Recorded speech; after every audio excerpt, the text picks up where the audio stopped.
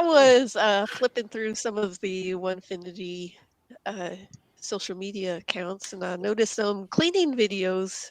So, how often do you guys recommend cleaning your CNC? So it kind of depends on what type of materials you're using and how often you're using it. But a good rule of thumb is every 2 weeks if you're running it on a normal basis. If you're not, just like once a month, when you're doing stuff on the weekends, once every month or so. But it really just kind of depends on what materials you're using, stuff like that. So you just kind of have to keep an eye on it. But at a minimum, I would say every 50 hours. Like that's the very, very bare minimum.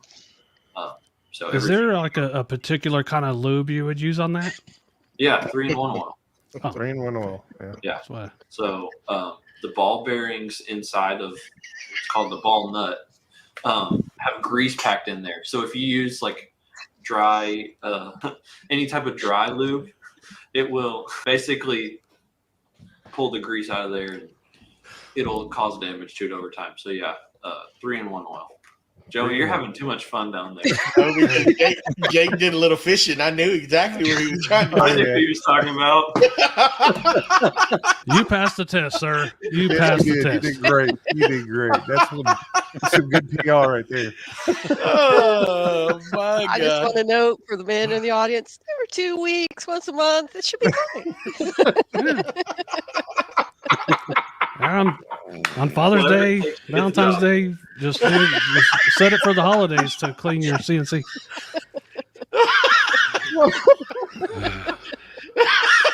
Oh man. Ooh, sorry. Go ahead, Matt. We do this every week, brother. We're good at this. Oh my goodness.